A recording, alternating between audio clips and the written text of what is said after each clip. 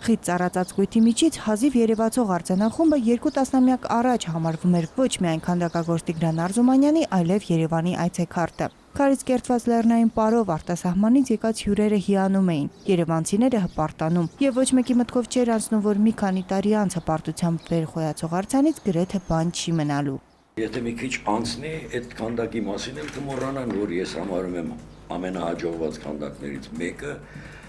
էլ չեմ ասում հեղինակին էլ կմոռանան, փողոցում էլ չեն ճանաչի, որտեղ սկսել են ուրիշ մարդկանց ճանաչել, ոչ թե նրանց, որ պետք է ճանաչել։ Շատերը չնայում են քանդակի գոյության մասին, թեպետ մեր քաղաքի լավագույն հուշարձաններից մեկն է։ Տվին հյուրանոցի բակում լեռնեցիների պարը տեղադրվել է 1984-ին։ Քանդակագործ Տիգրան Արզումանյանի քարեպարի էսքիզը մրցանակի արժանացավ Մոսկվայում, սակայն Հայաստանում այն միանշանակ չընդունվեց։ Արվեստասեր հասարակության կողմից շատ մեծ արձագանք ստացավ, լավ, բայց պետական մարմինների կողմից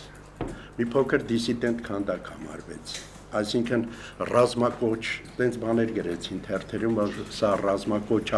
էթնոգրաֆիկ պարկ չի։ Մի անգամ տեսել եմ 85 թվին, թե ինչպես 30 զբոսաշրջիկներ այս արձանի շուրջը պարում էին, նկարվում ու պարում էին, ինքան էին ուրախ հայ զբոսաշրջիկներ էին։ Լեռնեցիների պարը անուշադրությամբ մատնվեց անկախացման տարիներին, երբ Տվին հյուրանոցը վաճառվեց, մինչև օրս պարզ չէ, ինչ կդառնա երբեմնի շքեղ հյուրանոցը, անորոշ է նաև արձանախմբի ճակատագիրը։ Արվեստագետներն ու քաղաքապետարանի աշխատակիցները համակարծիք են, այս դեպքում ամենաճիշտը արձանը տեղափոխելն է։ Քաղաքապետի զրույցի ընթացքում մենք հասկացանք, որ անհույս է տեղի, այդ առայժմս այդ շենքի ճակատագիրը անհույս է եւ պետք է նայենք այդ քանդակի մասին, ինչ որ որոշում կայացնենք։ Հիմա քաղաքապետարանում տեղակալներից սկսած բոլորը մտահոգ են եւ